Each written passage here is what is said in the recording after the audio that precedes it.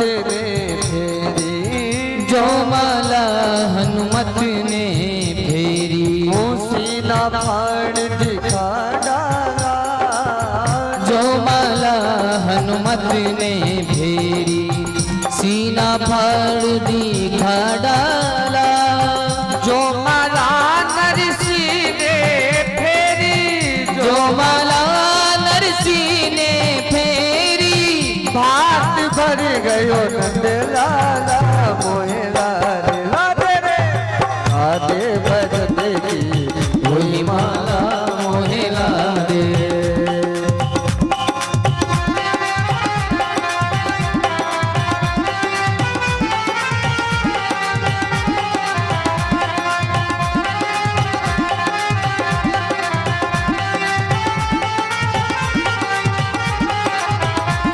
पकड़ लो हाथ बनवारी, पकड़ लो हाथ बनवारी, वो नहीं तो डूब जाएंगे, हमारा कुछ न बिगड़ेगा, हमारा कुछ न बिगड़ेगा, आप बदनामी पाएंगे।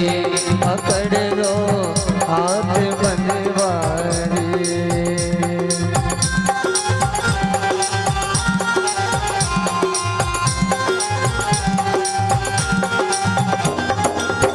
जो माला सबरी ने फेरी, जो माला सबरी ने फेरी, सिर बड़म को बेर खा गए प्रतिपाला, जो माला सबरी ने फेरी, बैर खा गए प्रतिपाला, जो माला द्रौपदी ने फेरी, जो माला द्रौपदी ने फेरी, सिर बढ़ा गयो नंद लाला मोहे राधे राधे रे मोहे राधे भजन की वही माला मोहे लारे, राधे रे मोहे राधे भजन की वही माला मोहे लारे।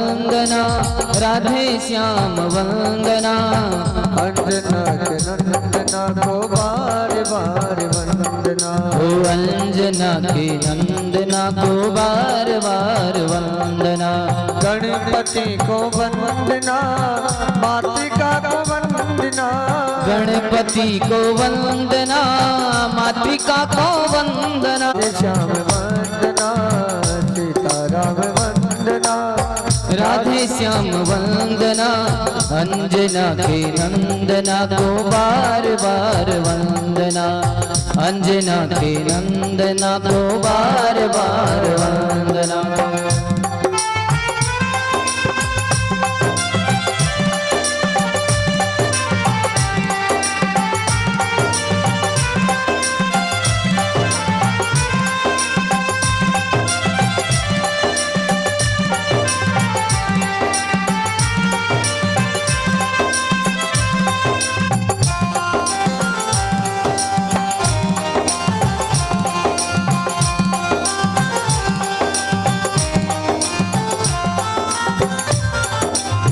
ब्रह्मा जी को वंदना विष्णु जी को वंदना, ब्रह्मा जी को वंदना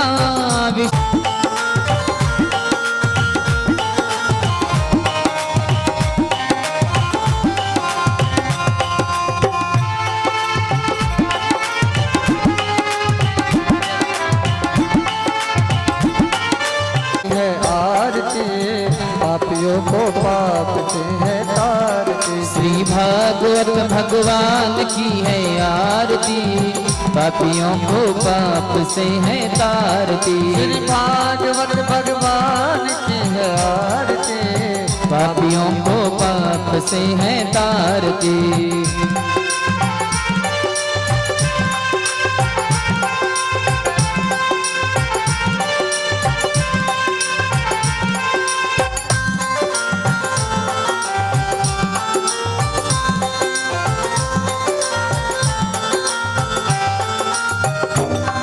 ये अमर ग्रंथ ये मुक्ति पंथ ये पंचम वेद निराला नव ज्योति जलाने वाला। ये अमर ग्रंथ यह मुक्ति पंक्ति है पंचम वेद निराला नव ज्योति जगाने वाला। हरि नाम यही हरि धाम यही हरि नाम यही हरि धाम यही जग के मंगल की आरती पापियों को पाप से है तारती श्री भागवत भगवान की है आरती।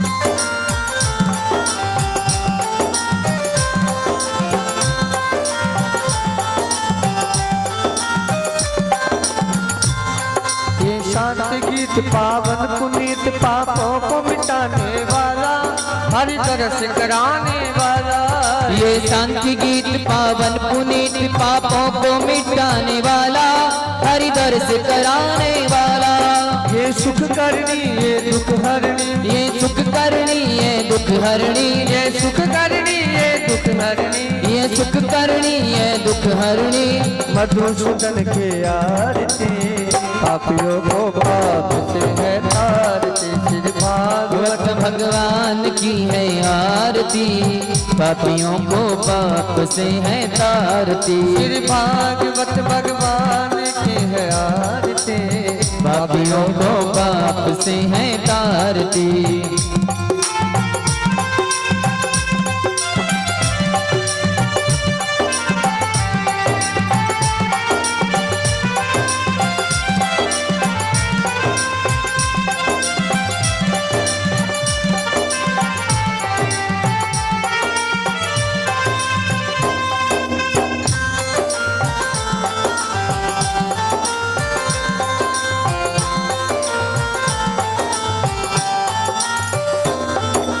मधुर बोल जगपंथी खोल सन्मार्ग दिखाने वाला बिगड़ी को बनाने वाला।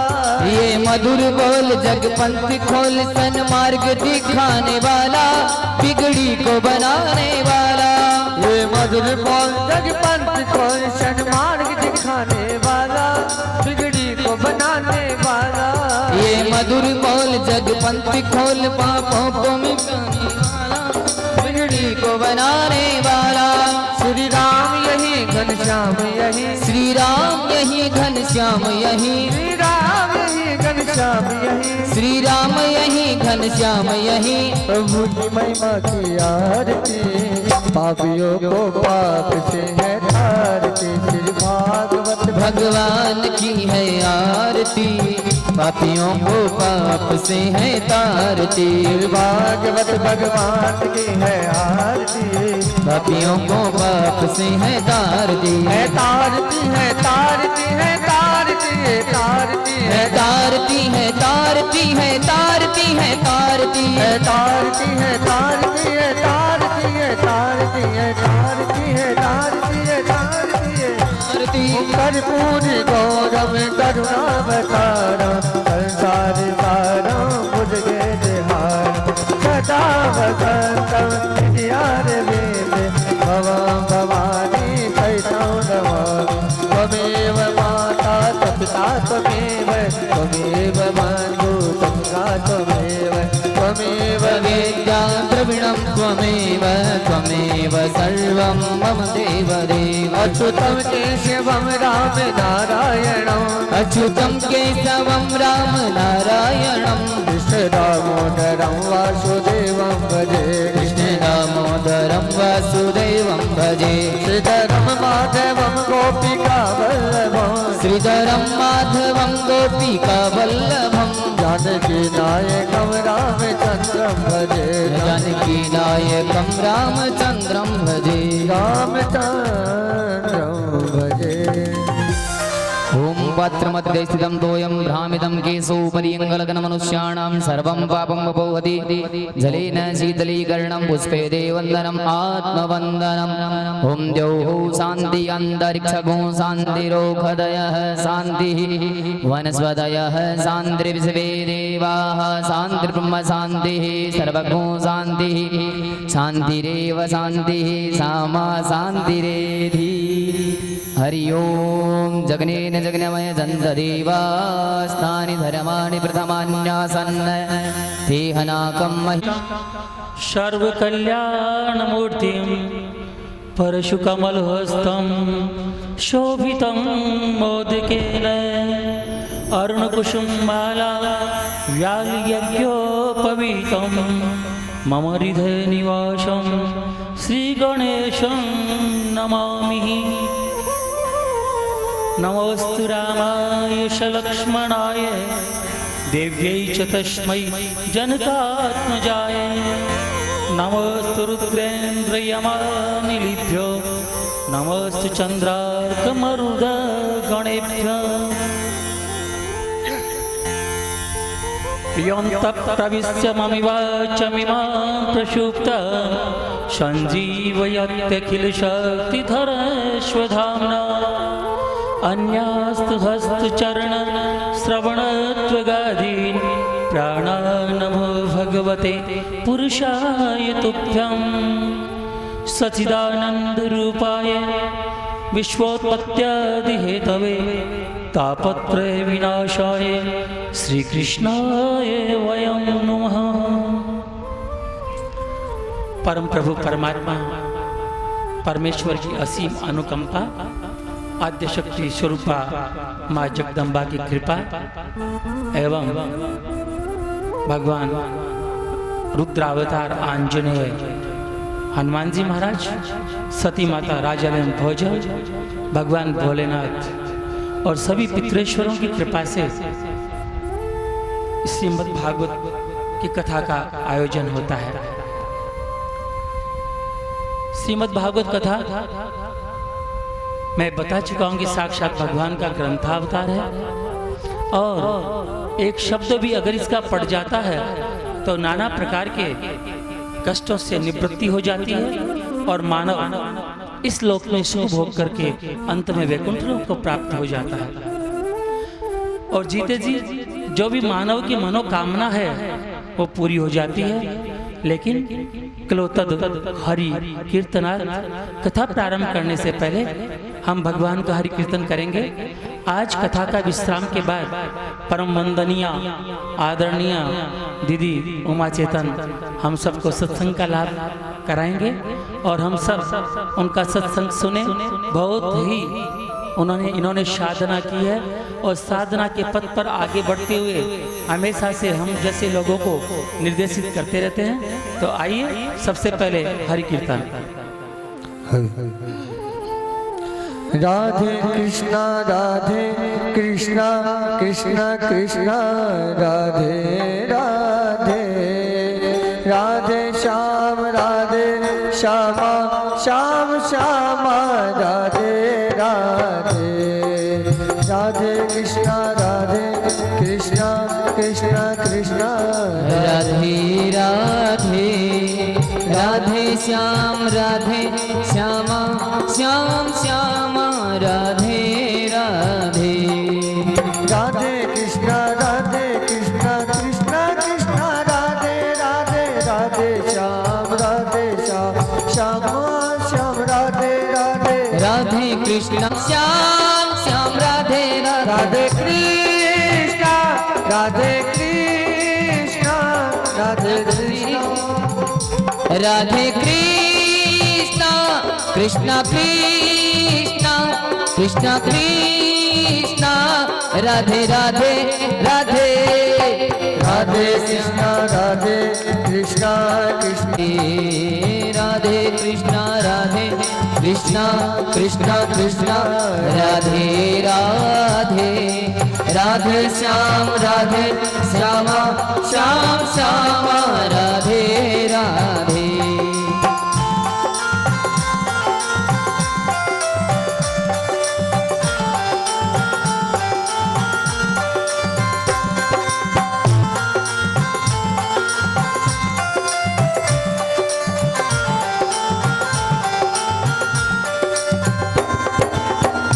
राधे कृष्ण कृष्ण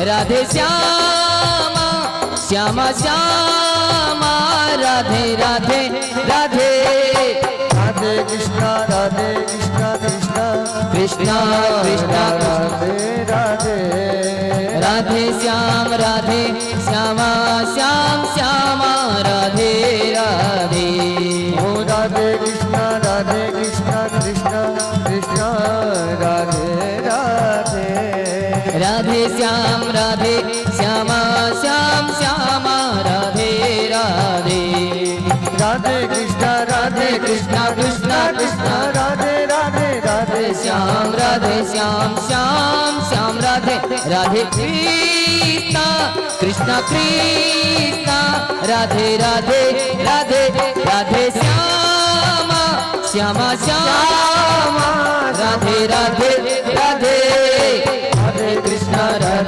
कृष्णा कृष्णा राधे राधे राधे श्याम श्यामा श्याम श्यामा राधे राधे गोविंद जय जय गोपाल जय जय गोविंद जय जय गोपाल जय जय जय राधा रमण हरि गोविंद जय जय श्री राधा रमण हरि गोविंद जय जय गोविंद जय जय गोपाल जय जय गोविंद जय जय गोपाल जय जय राधा की जय जय रुक्मण की जय जय हो राधा की जय जय रुक्मण की जय जय मोरे मुकुट बंसी वाले की जय जय मोरे मुकुट बंसी वाले की जय जय गोविंद जय जय गोपाल जय जय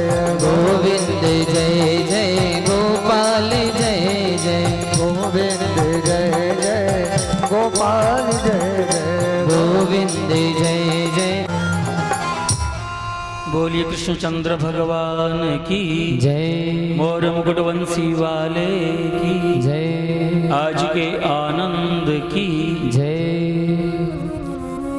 सुखदेव जी राजा परीक्षित से कहते हैं कि राजा, इस प्रकार भगवान अपने साथ रुक्मिणी का विवाह होने के बाद एकदम आनंद से रहने लगे और भगवान अपने गृहस्थ का पूर्ण रूप से पालन करने लगे। जैसे जैसे गृहस्थ में कैसे कैसे रहा जाता है, कैसे नियमों का पालन किया जाता है और कैसे उन नियमों के द्वारा अन्य आश्रमों की पूर्ति की जाती है। गृहस्थाश्रम सबसे अति उत्तम आश्रम है, क्योंकि बाकी के जो भी आश्रम है, ब्रह्मचर्य आश्रम, वानप्रस्थ और संन्यास, इन तीनों की परिपालना है यह गृहस्थाश्रम से ही होती है। सुखदेव जी कहते हैं कि राजन, इस प्रकार दोनों जब गृहस्थ में रह रहे थे तो रुक्मिणी और भगवान श्री कृष्ण के प्रद्युम्न का जन्म हुआ। पहले ही नारायण वसुदेव, हे नाथ नारायण वसुदेव। और जो प्रद्युम्न बढ़ते गए और उनके द्वारा शंबासुर का उद्धार हुआ। सुखदेव जी कहते हैं कि राजन, भगवान श्री कृष्ण के ही परिवार के अंदर, ननेरे परिवार के अंदर सत्राजीत हुए। उन सत्राजीत ने इतनी गहन तपस्या की, इतनी बड़ी तपस्या की भगवान सूर्य की, कि भगवान सूर्य जो उनके इष्ट देव थे, एक बार क्या हुआ, भगवान सूर्य सत्राजीत पे बहुत प्रसन्न हुए और उनसे कहा, बोलो क्या मांगते हो? सत्राजीत ने कहा, प्रभु सब आपकी कृपा है, आप जो देना चाहें वो दे सकते हैं, मैं आपसे कुछ भी नहीं मांगूंगा।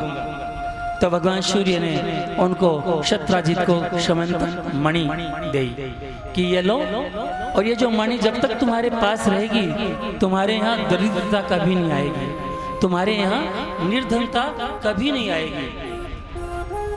राजन, वो समंतक मणि रोजाना 8 भार सोना देती थी। 8 भार सोने का मतलब ये मानो 16 भरी, मतलब 16 दूनी 32, 320 ग्राम सोना रोजाना देती थी। और उसका प्रकाश एकदम भगवान सूर्य की तरह चमकता रहता था। सत्राजीत हमेशा उसको कई बार गले में डाल करके और लोगों को दिखाने के लिए जब बाहर निकलते थे तो लोगों की आंखें वो चूंधिया जाती थी। वो सोचते कि साक्षात कोई भगवान सूर्य आए हैं। और जब सत्राजीत पूजा करता, भगवान सूर्य को अर्घ्य देता और प्रणाम करके कहता, जप कुसुम शंकाशम कास्पेयं बाधुतिं तमोरि सर्वपग्नं प्रणतोस्मि दिवाकरम। ऐसे श्लोकों से जब वो भगवान सूर्य की पूजा करते तो भगवान सूर्य साक्षात वहीं पर प्रकट हो जाते। ऐसा इष्ट, और इष्ट ऐसा ही होना चाहिए।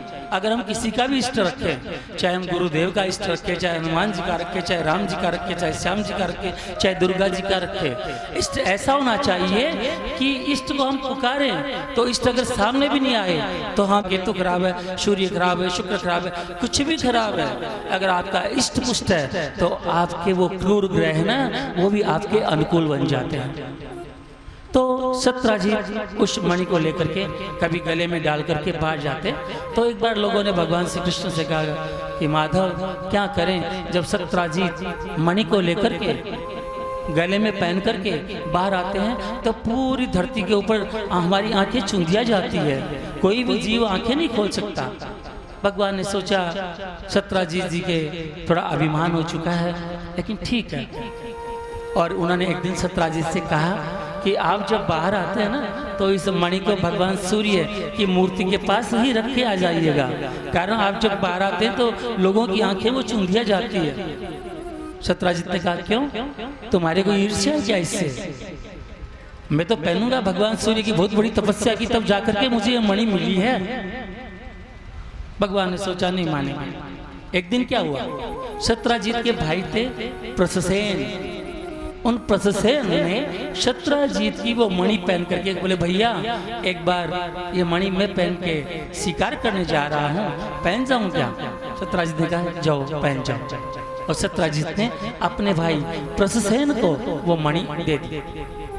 प्रससेन जब शिकार करने गए और शिकार करते करते क्या हुआ कि वो एक गुफा के पास पहुंच जाते हैं और वहां ने नाना प्रकार के जीवों का आखेट किया, शिकार किया। हुआ क्या, जो शिकार किया तो एक सिंह ने बहुत जबरदस्त आक्रमण करके प्रससेन को मार गिराया। प्रससेन को मार गिराया। उसी गुफा के अंदर रामायण कालीन भगवान राम अवतार के समय जो जामवंत जी थे उनका पुत्र भी वहीं पर खेल रहा था और वो मणि ले जा करके उसने अपने पिता जामवंत जी को दे दी। उनको तो पता नहीं था क्या है, उसने जाके कहा पिताजी देखो एक पत्थर सा मिला है, एक बहुत ज्यादा चमक रहा है।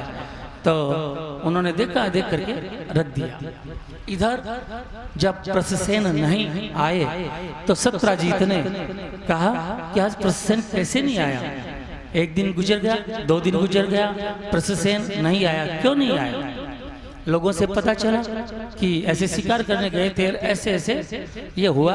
तब उन्होंने सत्राजीत ने सोचा पक्का ही कृष्ण ने मेरे भाई प्रससेन को मरवा दिया, पक्का ही मरवा दिया है और मणि प्राप्त करने के लिए मरवा दिया।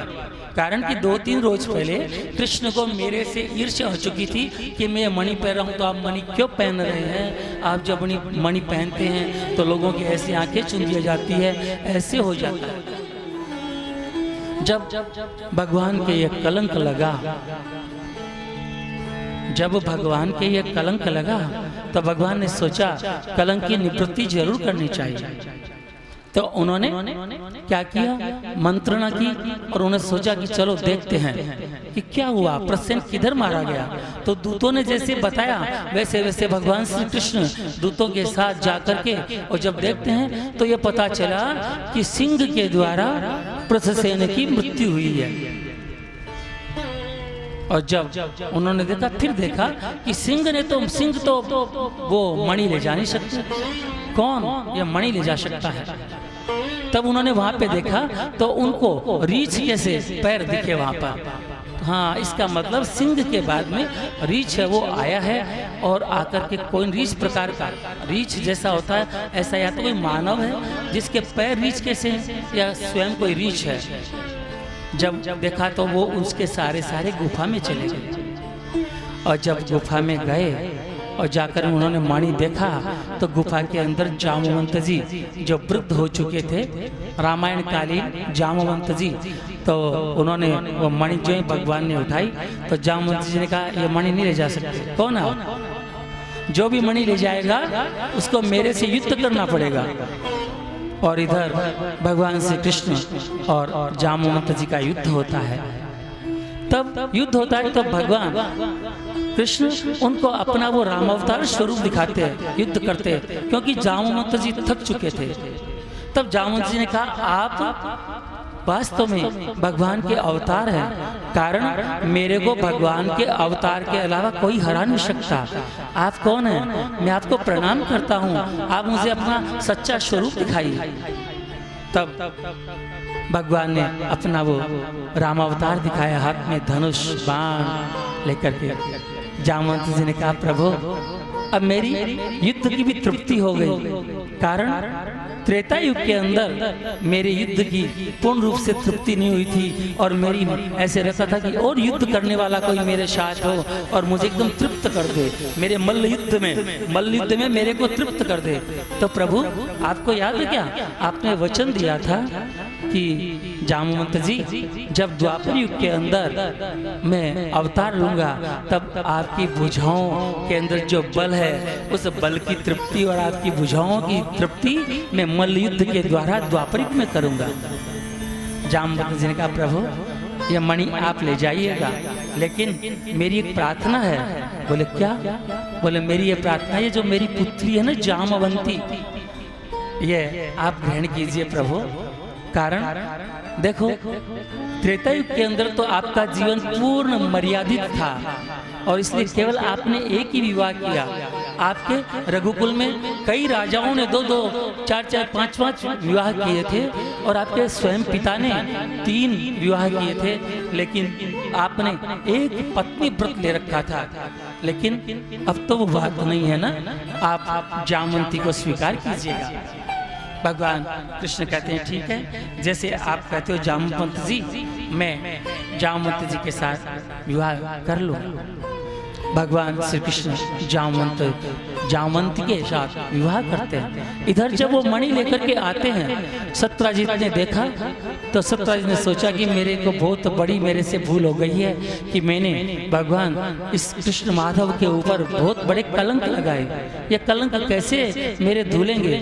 तो उन्होंने भगवान श्री कृष्ण से कहा प्रभु देखो मैं आपकी लीला को जान चुका हूँ, लेकिन क्या करूँ, मैं तो मूड हूँ। ये समयंतक मणि जब मेरे हाथ में आई तब से प्रभु मेरे तो मन के अंदर इतना अभिमान हो चुका था कि इस दुनिया के अंदर सबसे ज्यादा धनवान मैं ही हूँ, क्योंकि मेरे को ये विश्वास था कि ये 8 बार सोना रोजाना देती है। भगवान सूर्य ने मेरे को बताया तो मैं सोचा बस मेरे बराबर कौन है। लेकिन प्रभु जब यह समयंतक मणि चली गई, चुरा ली गई, कैसे भी जो भी हुआ और आप वापस ले आए, तब से मैंने समझ लिया कि आप साक्षात नारायण के अवतार है। हे प्रभु ये जो मेरी पुत्री है सत्यभामा, इसको आप स्वीकार कीजिए।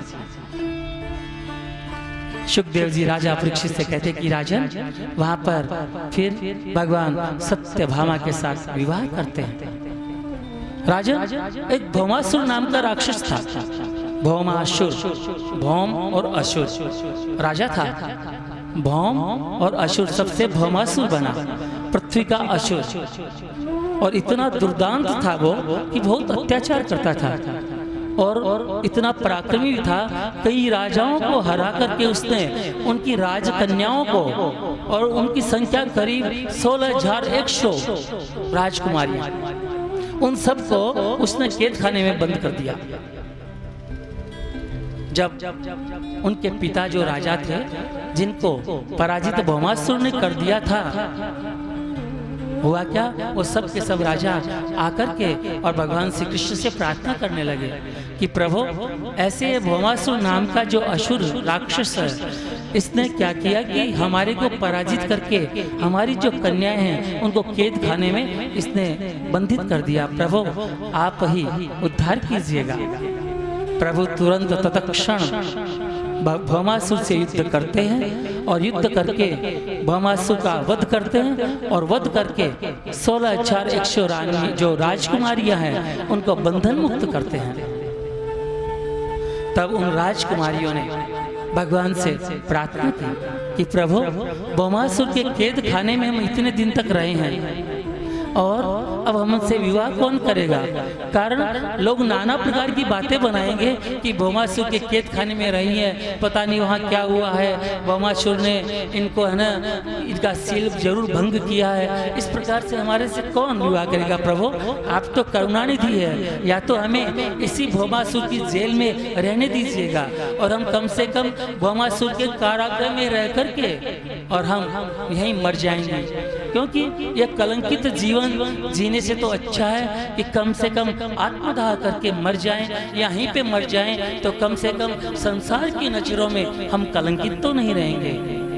भगवान श्री कृष्ण कहते हैं, हे राज, ऐसा विचार मत करो। आत्मदाह है वो सबसे बड़ा बुरा कर्म है। मानव जीवन के अंदर आत्महत्या करना नहीं, बल्कि आत्महत्या का मन में विचार आता है ना, तो इतना पाप लगता है कि उसको अगले जन्म में मृत्यु के पश्चात रोरव नरक में जाना पड़ता है। आत्महत्या का विचार आते ही विचार आ जाता है ना कि बात, अरे मर जाए तो आराम हो जाए। कभी कोई कर रहा है, घर में झगड़ा हो रहा है, तो ऐसे विचार आता है ना कि मर जाए। कभी भी आत्महत्या का विचार नहीं आना चाहिए। अगर विचार आता है तो रोरव आदि नरक में जाना पड़ता है। और अगर कोई मानव आत्महत्या करता है तो शास्त्र कहता है कि घर वालों को उसकी जो देह है ना, देह वो किसी शूद्र को दे देनी चाहिए कि जाओ भैया इसका दाह संस्कार कर दो। और उसका नित्य कर्म जैसे कर्म कांड होता है ना, वो कर्म कांड भी नहीं करवाना चाहिए। कारण आत्महत्या है वो सबसे जघन्य अपराध है। इसलिए कभी भी मन में आत्महत्या का विचार नहीं करना चाहिए।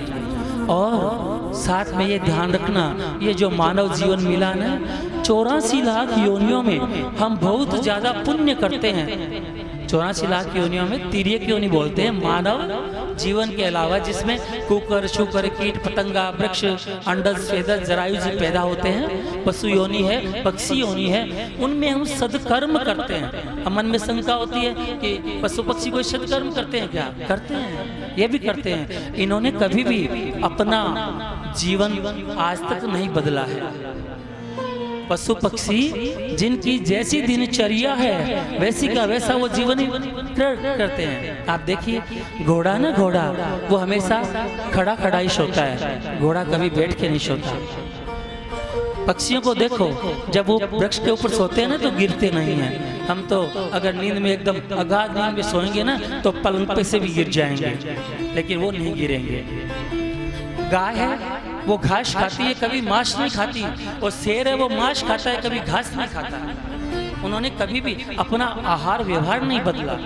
इसीलिए तो शास्त्रों में आया है, आहार निद्रा भय में थुनंच शमान में तत् पशु भी नराणा तेसाम धर्म अधिको विशेष धर्म विहीन पशु भी शमाना। आहार निद्रा, आहार मतलब भोजन, निद्रा नींद। आहार पशु पक्षी भी करते हैं और नींद पशु पक्षी भी लेते हैं और नींद हम भी लेते हैं, आहार हम भी करते हैं। आहार निद्रा भय है, और भय न डर उनको भी लगता है और डर हमें भी लगता है। मैथुन संस्कृत संतति, संतान उत्पन्न वो भी करते हैं और संतान उत्पन्न हम भी करते हैं। लेकिन मानव उनसे कैसे विशेष है कि मानव के पास एक धर्म है, और जो धर्म विहीन है वो मानव है, वो भी पशु के समान है। जो धर्म का आचरण नहीं करते वो मानव भी पशु के समान है। लेकिन कई संतों ने कहा कि मानव तो पशु से भी ज्यादा गिरा हुआ है। मैंने बताया ना अभी कि गाय घास खाती है, मांस नहीं खाती, और शेर है वो घास नहीं खाता, मांस ही खाता है। जो पक्षी दाना चुगते हैं वो मांस का भक्षण नहीं करते। और देखो भगवान की लीला, मांसाहारी और शाकाहारी में क्या भेद है? मांसाहारी और शाकाहारी में क्या भेद है? मांसाहारी जो होते हैं ना, उनके आगे के 2 दांत बड़े होते हैं और नीचे के भी आगे के 2 दांत बड़े होते हैं। ऐसे दांतों का जब मिलन होता है ना, तब जाकर के वो शिकार करते हैं। और जितने भी शाकाहारी जीव हैं, उनके दांत देखो, आगे के दांत और नीचे के दांत एकदम बराबर होते हैं, एकदम बराबर। गाय के दांत देखो, बकरी के दांत देखो, भैंस के दांत देखो, जितने भी शाकाहारी जीव हैं, उनके आप दांत देखोगे ना तो एकदम पंक्तिबद्ध है। और शेर के देखो, रीछ के देखो, चीता का देखो, उनके दांत वैसे 2 बड़े होते हैं आगे। अब अपने दांत भी देखो, एक बार दर्पण में हमें अपने दांत देखने चाहिए, तो हमारे दांत क्या है, एकदम पंक्तिबद्ध है। भगवान ने हमें क्या बनाया, एकदम शाकाहारी। लेकिन हम क्या हो, पशु से गिरे हुए क्यों हैं? हम शाकाहारी भी है, शाक भी खाते हैं और हम मांस भी खाते हैं। शेर है, वो मांस खाता है लेकिन छोकर नहीं लगाता। गाय घास खाती है लेकिन छोकर नहीं लगाती। और हम तो कुछ भी खाएं उसमें छोकर लगा के स्वादिष्ट।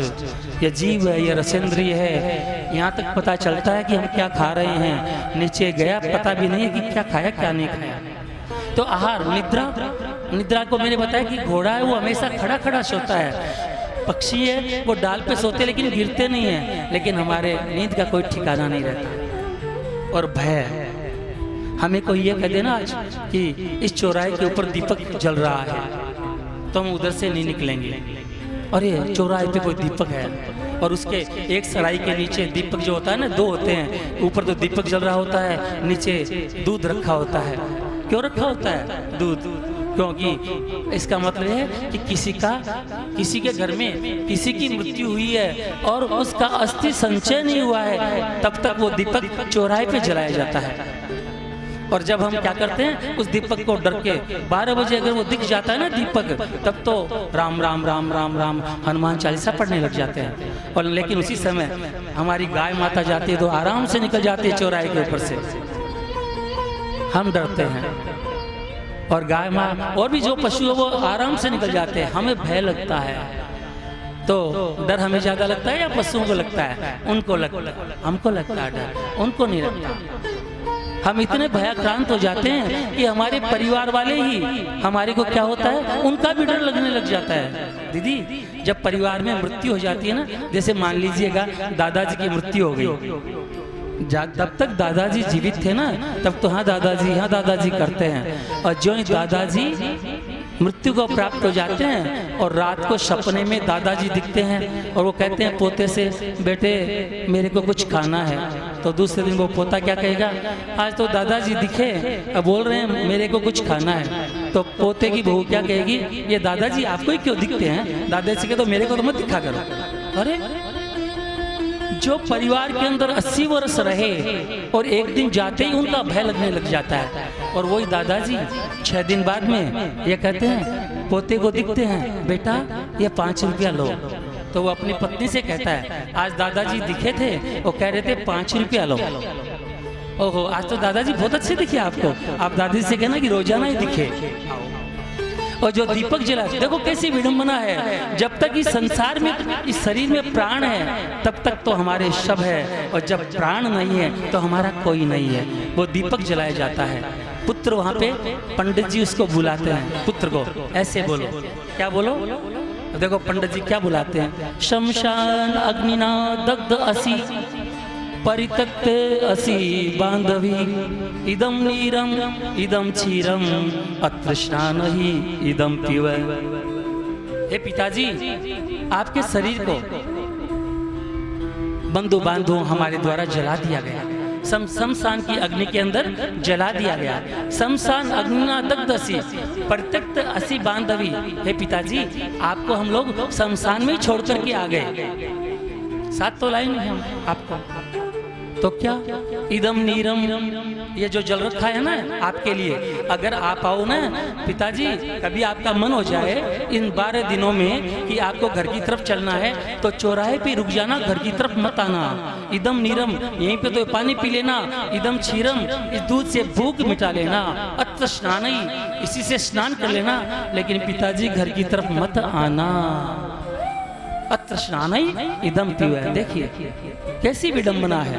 जो पिता माता जन्म देते हैं और ऐसे बुला देते हैं कि नहीं और जब ऐसा आता ना कि 12 दिन तक सुना होगा कि घर के बाएं कोने में खड़े रहते हैं, तो बाएं कोने बाहर निकलते हैं ना, चाहे वो पौत्र निकले, चाहे बेटा निकले, चाहे बेटी, रात को 12 बजे निकलते हैं सोच क्रिया के लिए या लघु शंका के लिए, तो सबसे पहले बाएं का कोना है ना, बाएं तरफ का कोना, उसकी तरफ देखते हैं, अरे कोई खड़ा तो नहीं है ना।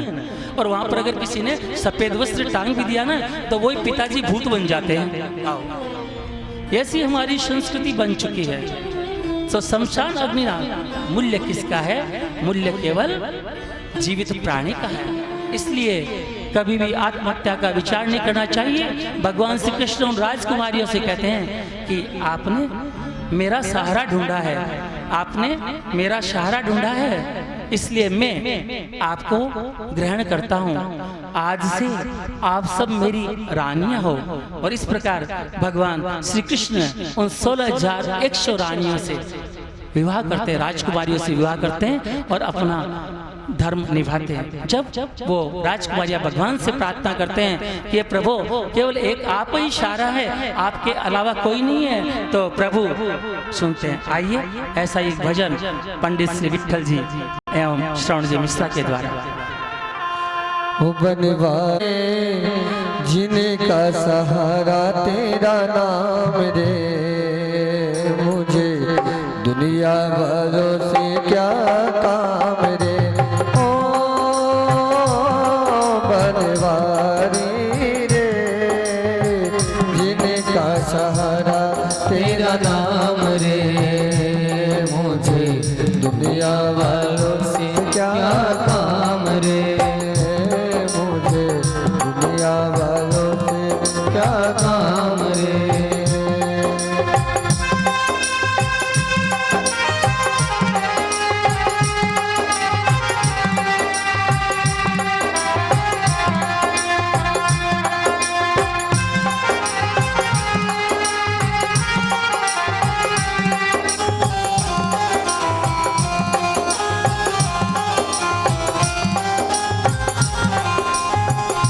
झूठी दुनिया झूठे बंधन, झूठी है ये माया। ओ झूठी दुनिया झूठे बंधन, झूठी है माया। झूठा सास का आना जाना, झूठी है काया। ओ झूठा श्वास का आना जाना, झूठी है ये काया। यहाँ साचो तेरो नाम रे, बनवारी रे, जिनका सहारा तेरा नाम रे, मुझे दुनिया वालों से क्या काम रे। ओ बनवारी रे, जिनका सहारा तेरा नाम रे, मुझे दुनिया वालों से क्या काम रे।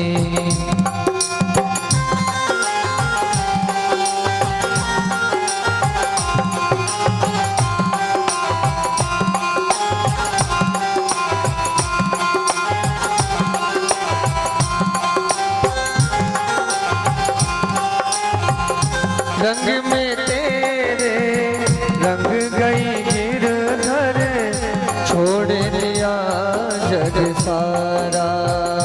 रंग में तेरे रंग गई गिरधर, छोड़ दिया जग सारा। बन गई तेरे प्रेम की जोगन, एक मन एक तारा।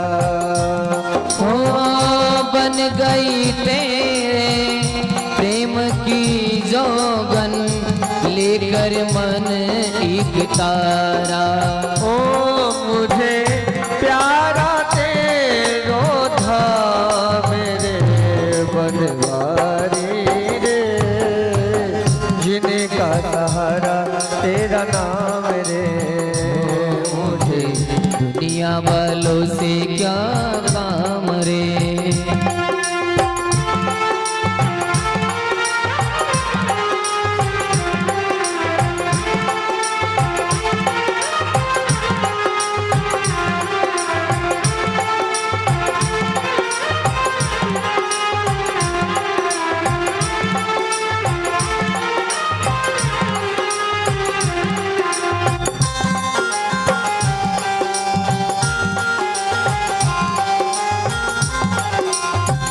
दर्शन तेरा जिस दिन पाऊं हर चिंता मिट जावे। हो दर्शन तेरा जिस दिन पाऊं हर चिंता मिट जाए। ओ जीवन मेरा इन चरणों में आस की ज्योति जगाए। हो जीवन मेरा इन चरणों में आस की ज्योति जलाए। ओ मेरी बाहें पकड़ लो श्याम रे बनवारी रे, जिनका सहारा तेरा नाम रे, मुझे दुनिया वालों से क्या काम रे। ओ बनवारी रे जीने का सहारा तेरा नाम रे, मुझे दुनिया वालों से क्या काम रे। ओ मुझे दुनिया वालों से क्या काम रे। ओ मुझे दुनिया वालों से क्या काम की जय बोलिए रुक्मणी वल्लभ की जय। आज के आना सुखदेव जी कहते हैं कि राजन, इस प्रकार 16,100 रानियों राजकुमारियों से विवाह करने के पश्चात भगवान अपने गृहस्थाश्रम में रहने लगे। कभी वो अंतपुर में किसी रानी के पास, कभी किसी रानी के पास ऐसे जाते थे। एक बार रुक्मणी जी और भगवान श्री कृष्ण बैठे थे, तो रुक्मणी जी ने सोचा, मन में आया कि भगवान तो सबसे ज्यादा प्रेम मेरे से करते हैं, कारण कि ज्यादा से ज्यादा समय भगवान मेरे पास गुजारते हैं। और फिर रुक्मणी जी के मन में यह भी आया कि क्यों ना हो, क्योंकि मैं सभी रानियों से बहुत सुंदर हूँ, ऐसा मन में आया। तो जब भगवान कृष्ण और रुक्मणी जी बैठे थे तो बोले रुक्मणी जी कि प्रभु एक बात है, आप मेरे को अन्य रानियों की बजाय सबसे ज्यादा प्रेम करते हैं और सबसे ज्यादा समय भी आप मेरे को ही देते हैं। मैंने इसका कारण जान लिया। भगवान ने पूछा क्या? बोले मेरे को ऐसा लग रहा है कि मैं सबसे सुंदर हूँ। भगवान ने कहा ये तो पक्की बात है, तुम बहुत सुंदर हो। बस इतना कहा और रुक्मणी जी के मन का जो अभिमान है वो वापस और ज्यादा हो गया। भगवान ने सोचा है तो लक्ष्मी स्वरूपा साक्षात लक्ष्मी है, लेकिन थोड़ा युग का प्रभाव आता है तो रुक्मणी जी के मन में ऐसा अभिमान आया है, इस अभिमान को जरूर दूर करना चाहिए। जब भगवान के अनन्य भक्तों के जरा भी काम क्रोध मद लोभ आता है तो प्रभु है वो तत्क्षण उनके अभिमान को नष्ट कर देते हैं। भगवान ने कहा रुक्मणी ये विचार मेरे मन में भी आता है। बोले क्या प्रभु आपके मन में क्या विचार आता है? बोले मेरे मन में यह विचार आता है कि कहाँ तुम और कहाँ मैं। तुम भीष्म की पुत्री, तुम्हारे 4-4 5-5 भाई और उनकी तुम राजकुमारी, कहाँ मैं, तुम कितनी सुंदर। भीष्म जो राजकुमारियां होती है उनका विवाह तो राजकुमार से होना चाहिए, मैं तो ग्वाला हूँ। मेरे भी मन में विचार आता है रुक्मणी, कभी कभी मन में हीनता आती है, कभी कभी मन में हीनता आती है। और जब ऐसा आता है मैं सोचता हूँ कि वास्तव में तुम्हारे साथ ये गलत हुआ। मैं रंग में सांवला हूँ, तुम गोरी हो, तुम राजकुमारी हो, तुम्हारे पिता वो बहुत बड़े राजा हैं। ऐसा भी मेरे मन में विचार आता है। इसलिए कभी कभी मेरा ये भी विचार होता है कि तुम्हारा और मेरा ये जो पाणी ग्रहण संस्कार हुआ वो गलत हुआ। जो ही ऐसा कहा भगवान ने और रुक्मणी जी के अंदर का जो अभिमान था वो निकल गया और रुक्मणी जी की आंखों में आंसू आ गए। माधव मेरे कहने का तात्पर्य ये नहीं था। तो भगवान हंसने लगे कि मेरा भी ऐसा कहने का तात्पर्य नहीं था कि तुम्हारे हृदय को चोट पहुंचे। तुमने जैसा कहा ना वैसा वैसा मैंने कह दिया। कारण मेरा तो ये सिद्धांत है, ये यथा माम प्रबुद्धते तांग सदैव भजामि में हम। जो मुझे जिस प्रकार से भजता है मैं उसी को उसी प्रकार से भजता हूँ। जो मेरे को जैसे कहता है मैं उसको वैसे ही कह देता हूँ। रुक्मणी जी के मन का जो थोड़ा अभिमान था वो निकल चुका। तो भगवान ने कहा कि देखो अब हमारा जो पुत्र है ना अनिरुद्ध, ये बड़ा हो चुका है, अब इसका विवाह भी करेंगे। पहले प्रद्युम्न का किया और फिर अनिरुद्ध। लेकिन हुआ क्या, अनिरुद्ध उस समय बाणासुर नाम का राजा था, राक्षस राजा। वो बाणासुर इतना वैभवशाली और इतना वीर था वो कि वो जिधर भी निकलता था तो दिग्विजय करने के लिए निकलता था। और उसकी पुत्री का नाम था उषा। एक बार उषा के स्वप्न के अंदर अनिरुद्ध आए। अनिरुद्ध स्वप्न में उषा को दिखे और जो उषा ने स्वप्न के अंदर अनिरुद्ध को देखा तो वो मन ही मन अनिरुद्ध से प्रेम करने लगी। और जब जानकारी की गई तो पता चला कि भगवान कृष्ण के पुत्र है अनिरुद्ध। तो लेकिन कहाँ के राजकुमार है, कैसे, पहले तो ये जानकारी चाहिए ना। तो वो उदास रहने लग गई कि कैसे जानकारी करूं। तो उनकी उषा की एक सहेली थी उषा चित्रलेखा। वो चित्रलेखा क्या करती थी कि उसको जैसा बताया जाता था ना वैसा का वैसा ही वो चित्र बना देती थी, इसलिए उसका नाम था चित्रलेखा। उषा बहुत उदास। तो चित्रलेखा ने पूछा उषा आजकल उदास कैसे रहती हो। तो उषा ने कहा क्या करूं। चित्रलेखा, एक स्वप्न में राजकुमार आया और जो स्वप्न में राजकुमार आया उसको मैं अपने मन ही मन वर्ण कर चुकी हूँ, लेकिन वो राजकुमार है कहाँ का तो है, कौन से देश का है, उसके पिता का नाम क्या है, उसकी माँ का नाम क्या है, ये कैसे पता चले। तो चित्रलेखा ने कहा सखी तुम मुझे जैसे बताओ मैं चित्र बनाती हूँ। तो उषा ने जैसे जैसे बताया वैसे वैसे चित्रलेखा ने पेंटिंग करनी शुरू कर दी, चित्र बनाना प्रारंभ कर दिया। और जो ही वो चित्र पूरा बना चित्रलेखा तुरंत बोल पड़ी अरे ये तो है ना जो द्वारका के धीश न कृष्ण उनके पुत्र अनिरुद्ध का चित्र है। बोले ऐसा, बोले हाँ। तो बोले अनिरुद्ध से कैसे मिलन हो। बोले अनिरुद्ध को तो मैं ले आऊंगी। चित्रलेखा ने कहा अनिरुद्ध को तो मैं ले आऊंगी, ये जिम्मेदारी मेरी है। बोले ऐसा। तो उषा ने कहा एक कार्य करो ना, जाओ ले आओ, नहीं तो ऐसे तो अनिरुद्ध मुझे मिलेंगे नहीं। जो ही चित्रलेखा अनिरुद्ध का हरण करने के लिए द्वारिकापुरी जाने लगी तो रास्ते में नारद जी मिल गए। नारद जी ने पूछा अरे चित्रलेखा कहाँ जा रही हो। बोले महाराज ऐसे अनिरुद्ध का हरण करके लेके आ रहे हैं। बोले जरूर करना चाहिए, जब उषा ने पति मान लिया है, तुम उषा की सहेली हो तो तुम्हारा यह दायित्व बनता है, कर्तव्य बनता है कि तुम्हें इसका अनिरुद्ध का हरण करना चाहिए। इधर नारद जी उसको बीच में छोड़ करके और तुरंत ही द्वारका में आते हैं तो द्वारका की रक्षा का भार सुदर्शन चक्र को दिया हुआ होता है। पूरी द्वारका का रक्षा का भार सुदर्शन चक्र को दिया हुआ होता है। नारद जी आए और आकर के बोले सुदर्शन जी से, बोले अरे सुदर्शन जी क्या कर रहे हो। बोले क्या करूं, द्वारका की रक्षा कर रहा हूँ। बोले सारे दिन द्वारका की रक्षा ही करोगे या कभी भगवान का पूजन अर्चन भी करोगे, अपने लिए भी कुछ करोगे। सुदर्शन चक्र ने कहा क्या करूं, भगवान की ऐसी आज्ञा। अरे सुदर्शन जी आप भी भोले ठहरे, भगवान ने आपको आदेश कर दिया, आप द्वारका का रक्षा करने लग गए। और इधर नारद जी चित्रलेखा से कहते हैं इशारे से कि वहीं ठहर जाओ, मैं तुम्हारा काम बनाता हूँ।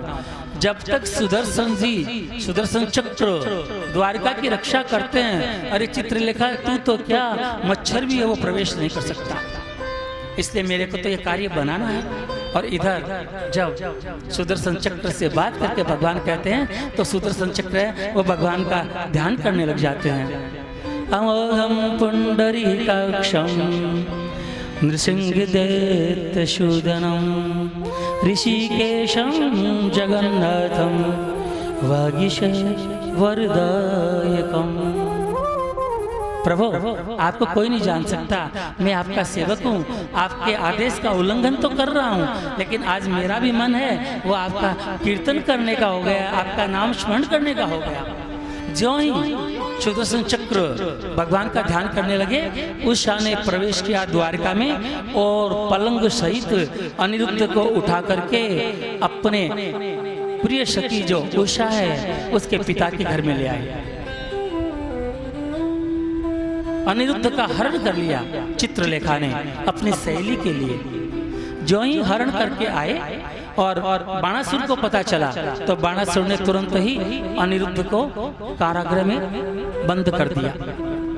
इधर जब देखा गया कि यहाँ पर तो स्थिति, जब भगवान कृष्ण सब लोग जगे तो दूतों ने कहा कि अनिरुद्ध महल में नहीं है, राजकुमार अनिरुद्ध है वो महल में नहीं है।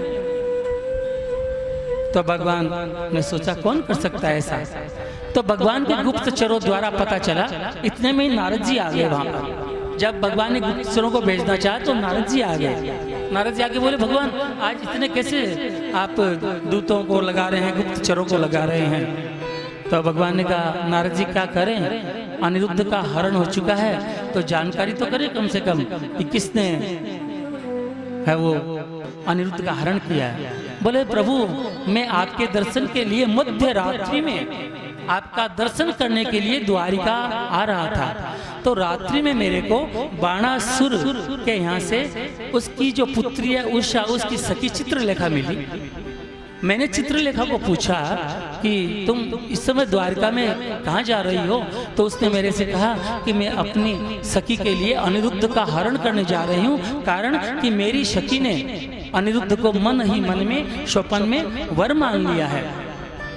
इसलिए मेरे को लगता है कि अनिरुद्ध का हरण चित्रलेखा ने किया है। प्रभु भगवान श्री कृष्ण बोले नारद जी ऐसा नहीं हो सकता। बोले क्यों? बोले सुदर्शन चक्र द्वारिका के ऊपर हमेशा चक्कर लगाते रहते हैं और सुदर्शन चक्र के होते हुए अनिरुद्ध का कोई हरण नहीं कर सकता। नारद जी ने कहा ठीक है प्रभु जैसी आपकी इच्छा, आप सुदर्शन चक्र को बुलाइए, मैं तो जाता हूँ। और नारद जी तो यहाँ से इधर का इधर करके तुरंत निकल जाते हैं। नारद जी का काम ही ऐसा, बस संदेश दे दिया आप चलो। जो ही नारद जी निकले भगवान ने सुदर्शन चक्र को बुलाया। सुदर्शन चक्र जब मैंने आदेश दे रखा है कि तुम्हारे को 24 घंटे द्वारकापुरी की रक्षा करनी है, क्या हुआ?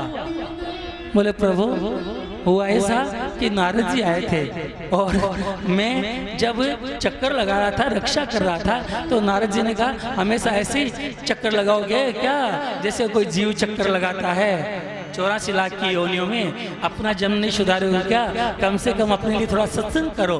तो प्रभु मैं आपका ध्यान करने लग गया। भगवान ने कहा मैंने तुझे ध्यान लगाने के लिए छोड़ा या रक्षा करने के लिए छोड़ा? अनिरुद्ध का हरण हो चुका। बोले ऐसा? बोले हाँ। भगवान जाकर के बाणासुर से युद्ध करते हैं और अनिरुद्ध का और उषा का विवाह होता है। सूत जी सुखदेव जी राजा परीक्षित से कहते हैं कि राजन इस प्रकार है भगवान है वो नाना प्रकार की लीलाएं करते हैं। एक बार हुआ क्या, नारद जी तो नारद जी ठहरे, उनके मन में आया कि भगवान ठीक है, भगवान है और उनके पास 6 ऐश्वर्य है, वो कुछ भी कर सकते हैं, लेकिन इतनी तो पटरानियां 16,100 रानियां, भगवान उनके पास कैसे रहते होंगे, कैसे जाते होंगे? जरूर रानियां असंतुष्ट रहती है भगवान से, तो क्यों ना पता लगाया जाए कि कौन सी रानियां असंतुष्ट है। और जो भी रानी असंतुष्ट है तो हमें तो अपनी क्रिया करनी है। कहेंगे कि तुम्हारी को चाहते नहीं है भगवान, तुम्हारे पास आते ही नहीं है। रुक्मिणी अगर रुक्मिणी के पास नहीं रहेंगे तो जामवंती से कह देंगे, जामवंती के पास भगवान नहीं रहेंगे तो सत्यभामा से कह देंगे, सत्यभामा के पास भगवान नहीं रहेंगे तो अन्य पटरानियों से कह देंगे, सबसे कहेंगे, किसी न किसी के पास तो भगवान नहीं रहेंगे ना। ज्यों ही नारद जी आते हैं भगवान के महल में, द्वारकापुरी आते हैं तो सबसे पहले वो रुक्मिणी के यहाँ जाते हैं। तो वहां पर क्या देख रहे हैं नारद जी कि भगवान भोजन कर रहे हैं। दूसरी रानी के पास जब वहां देखा, भगवान ने कहा नारद जी आओ बैठो ना, आप भी भोजन करो। नहीं नहीं प्रभु भूख नहीं लगी है मेरे को, बस बस। अरे जलपान तो करो। नहीं प्रभु करके आया हूँ। दूसरी पटरानी के पास जाते जामवंती के पास, तो वहाँ जामवंती है, वो भगवान के पैर दबा रहे हैं। जय भगवान ने देखा नारद जी, अरे नारद जी आइए आइए, कैसे आना हुआ? नहीं नहीं प्रभु ऐसे ही आ गया, प्रभु आप विश्राम कीजिए।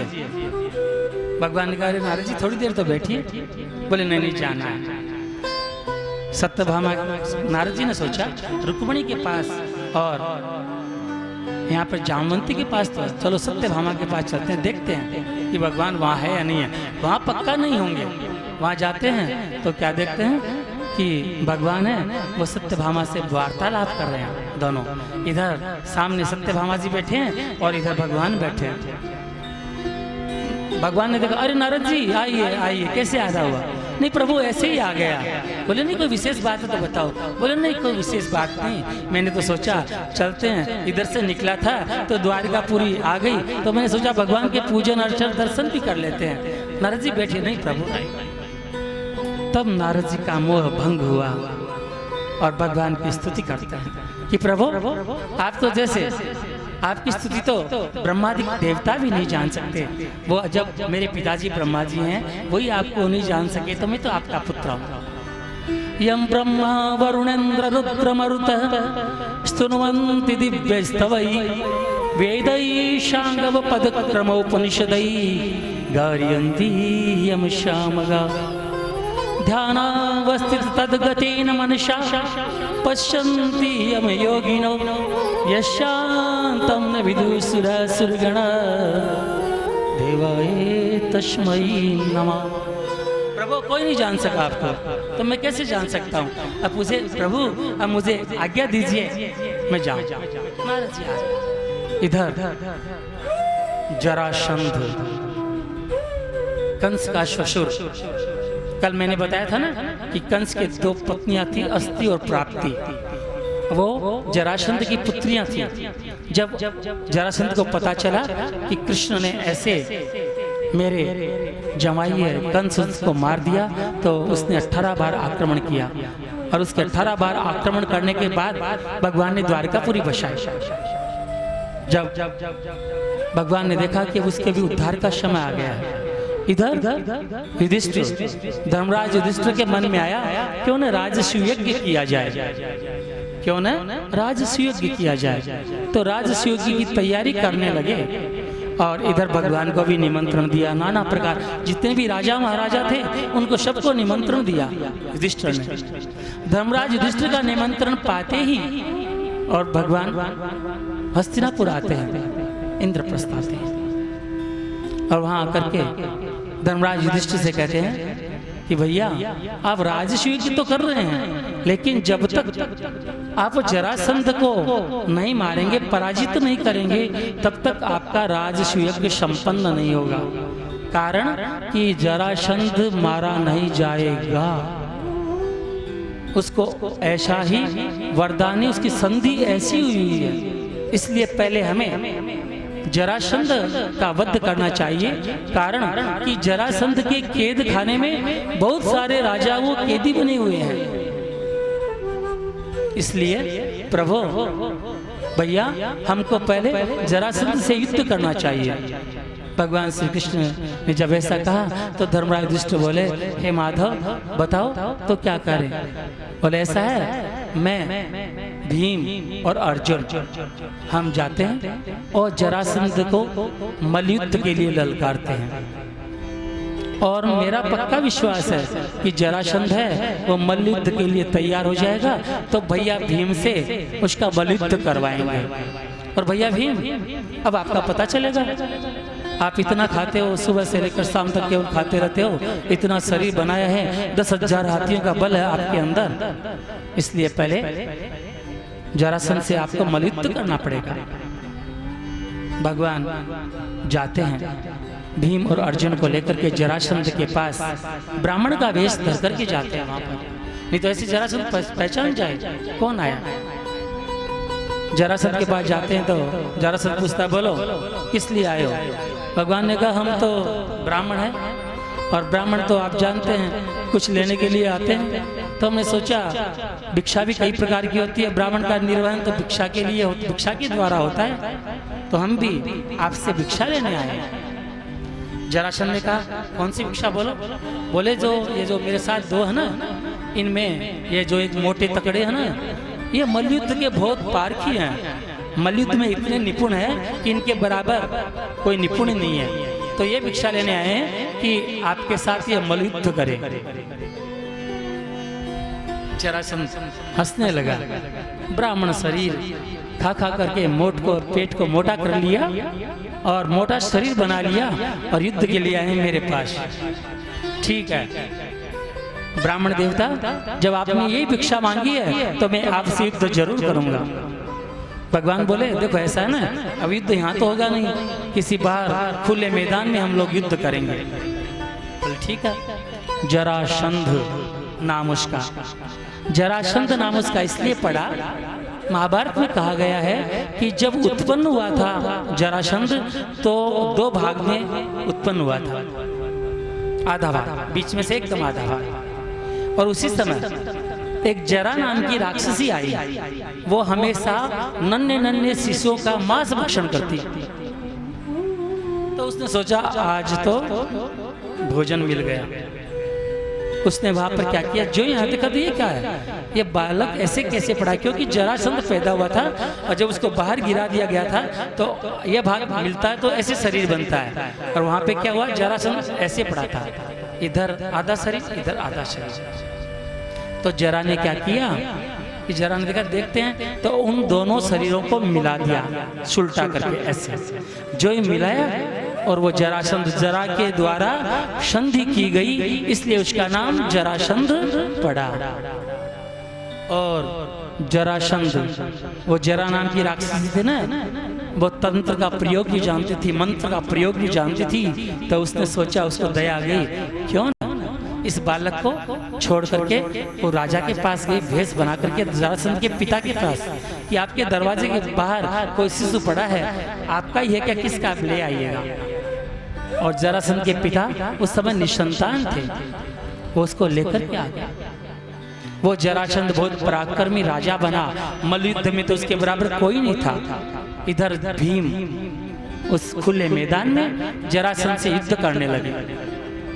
और जब भीम थकने लगे तो किधर देखे नहीं, तो भगवान क्या करते, इशारा करते, ऐसे तिनका उठाकर ऐसे भीम को कहते, लेकिन भीम ध्यान ही नहीं दे। मल्लयुद्ध का एक नियम है कि पहले बार में अगर थक जाए सामने वाला तो दूसरे युद्ध के लिए उसको तैयार होने के लिए कहा जाता है। लेकिन दूसरी बार भी ऐसा ही हुआ, तो भीम थक चुके थे, तब भगवान ने इशारे से कहा कि मेरी तरफ देखना, मेरी तरफ। जो युद्ध हुआ, भीम थकने लगे तो भगवान ने एक तिनका उठाया और तिनका उठा करके उसको चीरा, और चीर करके ये जो तिनका होता है ना, इसको तो इधर फेंका और इस तिनके को इधर फेंका। इशारों में वो भीम को बता रहे हैं कि भैया इस जरासंध को चीर करके आपको, क्योंकि उसके पहले भीम उनको चीर करके फेंके, वो वापस संधि होके युद्ध के लिए तैयार। भीम सेन ने ये कई बार किया, लेकिन जरासंध उस संधि के द्वारा वापस तैयार हो जाए। तो भीम, भगवान ने इशारा किया, ऐसे मत फेंको, उल्टा फेंको, एक इधर और एक इधर। और जो ही भीम ने देखा कि भगवान माधव इशारा कर रहे हैं और उन्होंने ऐसे फेंका, तो उन्होंने भी ऐसे चीर करके जरासंध को फेंका। वो दोनों शरीर आकर मिले, लेकिन मिले तो उल्टे, ऐसे मिले। अब आप जानते हो जब उल्टा मिलता है तो शरीर मृत हो जाता है और जरासंध की मृत्यु हो जाती है। बोलिए कृष्णचंद्र भगवान की जय।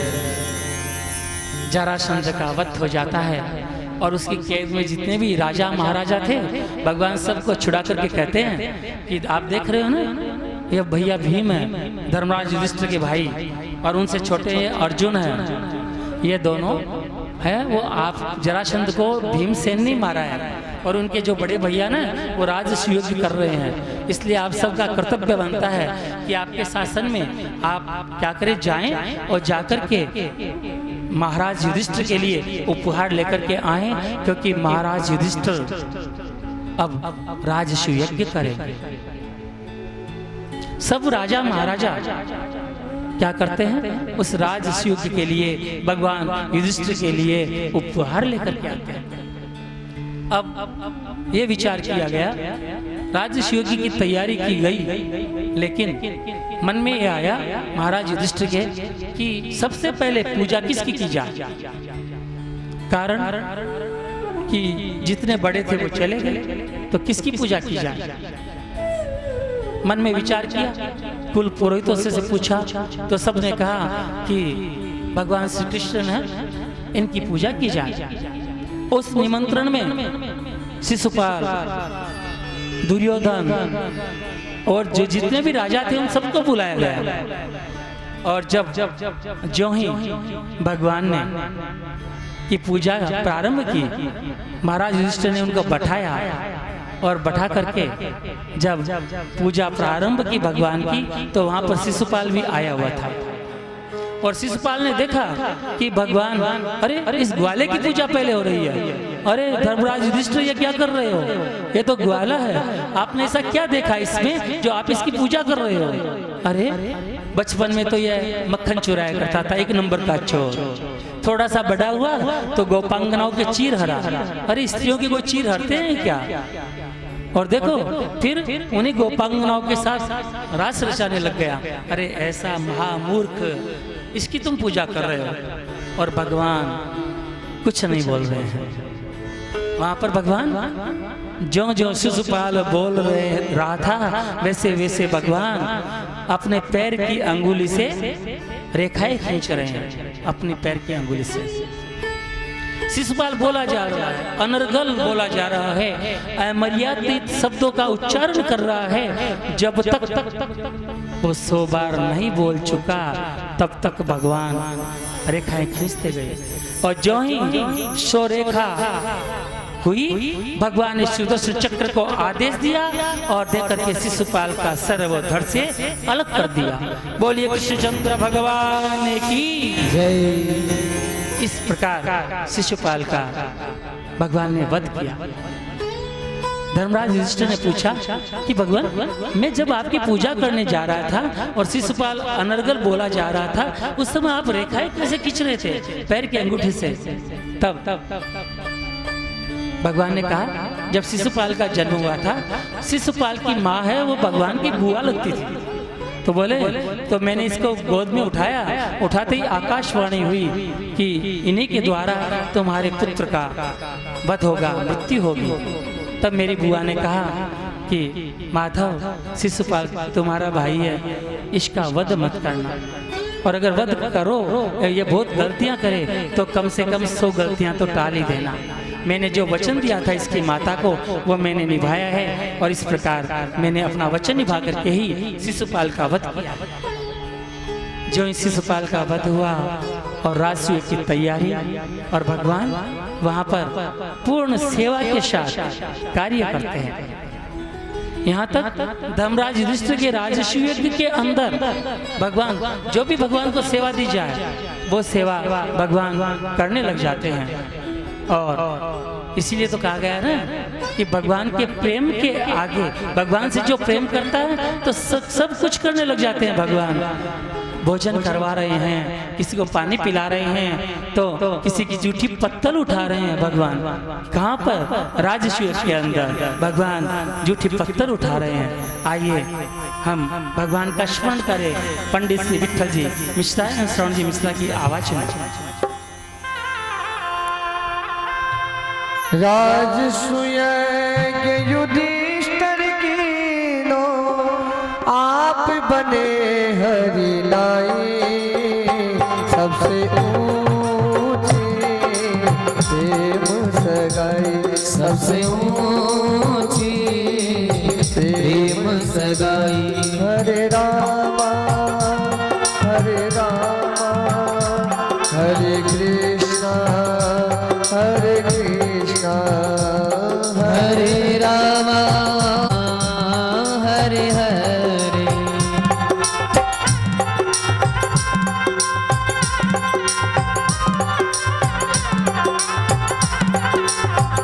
राजसूय युधिष्ठिर कीना, राजसूय युधिष्ठिर कीनो, तामे झूठ उठाई, सबसे ऊंचे प्रेम सगाई, हो सबसे ऊंची प्रेम सगाई, वो सबसे ऊंचे प्रेम सगाई।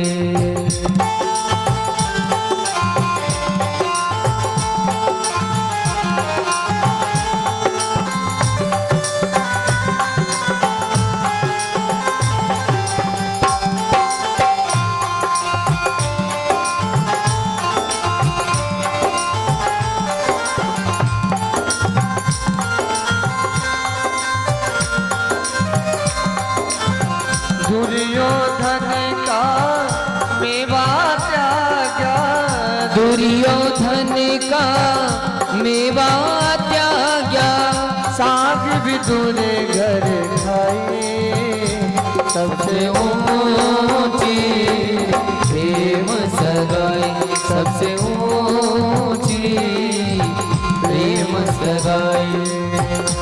हरे कृष्णा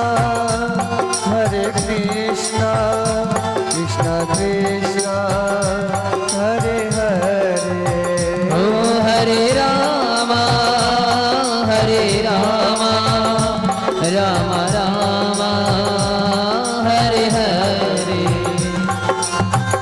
प्रेम के बस भारत रथ हाथों, प्रेम के बस भारत रथ हाथों, भूल गए ठकुराई, सबसे ऊंची प्रेम सगाई, सबसे ऊंची प्रेम सगाई।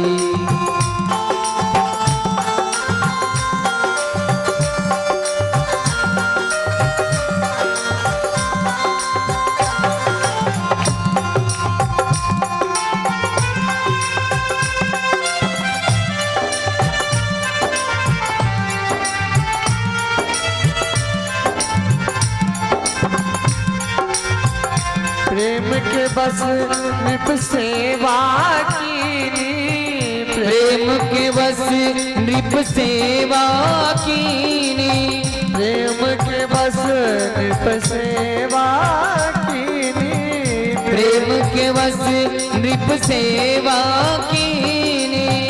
आप बने हरि नाई, सबसे ऊंची प्रेम सगाई, वो सबसे ऊंची प्रेम सगाई। हरे कृष्णा कृष्णा कृष्णा हरे हरे, ओ हरे रामा राम राम हरे हरे।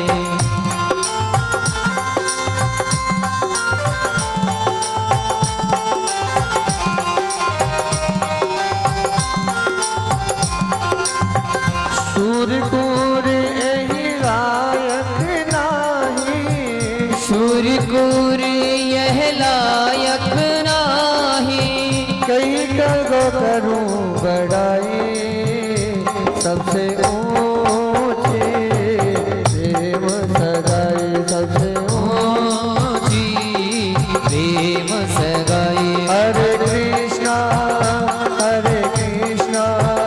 कृष्णा कृष्णा हरे हरे, कृष्णा हरे हरे, हरे